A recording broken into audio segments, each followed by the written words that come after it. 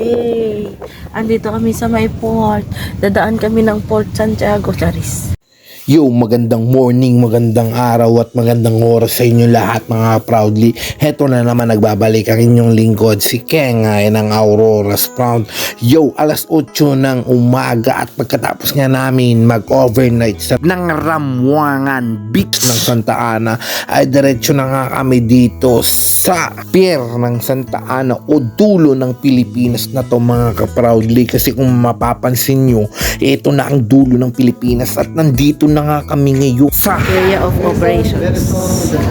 dito nga isinasagawa mga ka-proudly ang pakikipagtransaksyon para makapunta sa Palawi Island. At dahil dalawa nga lang kami ni Esme mga ka-proudly ang nagawi dito sa pier ng Santa Ana, tamang diskarte ang ginawa namin.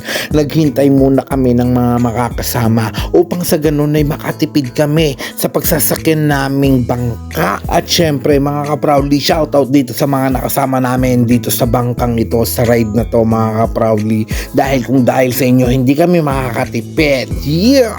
At syempre mga proudly, bago ka makarating ng Palawi Island mula sa aming lugar sa bayan ng Aurora Isabela, ay nagbiyahe muna kami mula Santa Ana sa pier at saka kami sumakay ng bangka. Ang ginawa namin diskarte dito mga ka-proudly ng aking Esme ay maaga kami dumating dito sa pier ng Santa Ana, pero ang ginawa ko dito ay nag-abang muna kami ng pwedeng makakasama para sumakay ng bangka upang sa ganun mga ka-proudly ay makatipid kami ni Esme ng pamasahe. Kasi mula sa pier mga proudly, kung i-arkila ka ng bangka ay 3,000 mga ka-proudly. So it means kung mag-isa mo lang o dalawa kayo ay aabot kayo ng tag 1.5. Pero kung 6 kayo mga ka-proudly, tagpa 500 pesos nyo lang. O diba, ang laking tipid nun mga ka-proudly. Kaya discarding malupit, pwedeng pabulong. Bakit? Lakas nga eh. Kaya ka bumaba ka dati.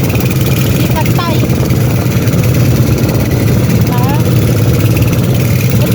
Dito nga sa mga oras na to mga proudly, sobrang lakas na ng along at kaya hindi ako mapakali dito sa bangka. Parang nahihilot na susuka ako, kaya galaw ako ng galaw at kung saan saan ako gumagawi para sa ganun ay malibang ang isip at kaluluwa at ang aking laman loob para hindi bumigay at di magsuka. At pagkalipas nga ng 1.5 oras mga ka-proudly ay nandito na rin kami, nakarating din. Bukod pa lang dahil ng mga shells. Parang kumuha na. Alright. Dito na kami sa... Basang-basa na ako dito. At nandito na nga kami mga proudly, nakarating din sa wakas sa Palawi Island. At pagdating mo dito mga proudly, kailangan mo ulit magpa-register. At akyat na nga tayo sa lighthouse mga proudly. Pakinggan natin ang kanilang mga protocol. Hello ma'am sir, welcome po kayo sa Palawi Island. Kaibigan nyo. Kami po yung guide nyo ng araw po. Ako po si Artie. Hazel po. Hello. Ang Palawi Island po is declared po na protected area landscape and safe po. This means po may mga patakaran po kami sa dapat po.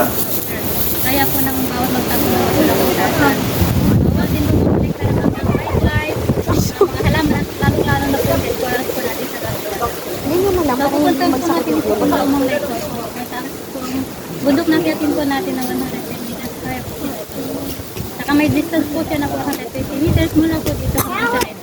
Saka may hagdan po ang bundok na kiyatin po natin na 137 meters. Yung hagdan po is may baby step saka adult step. Ilang kilometers?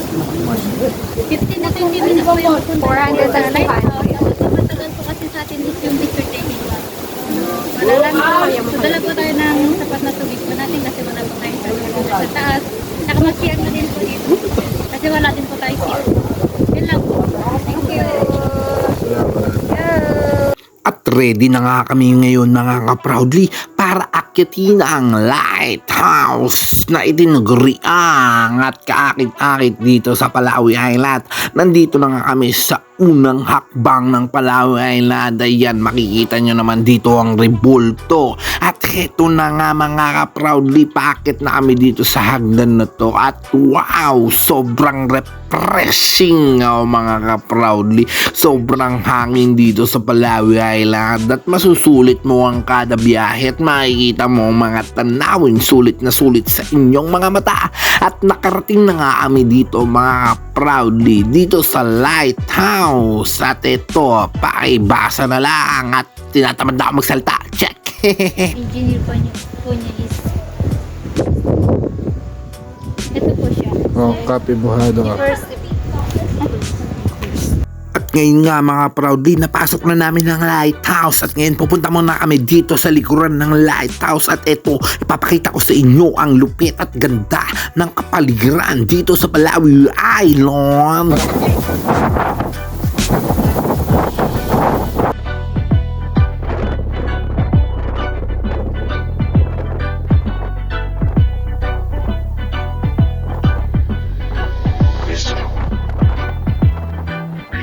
At sobrang ganda nga talaga dito mga proudly. Maiibsan ang iyong mga problemang daladala. At shower up. Yeah, hanggang dito na lang. Salamat sa panonood mga proudly. Comment kung nakapasyal ka na dito.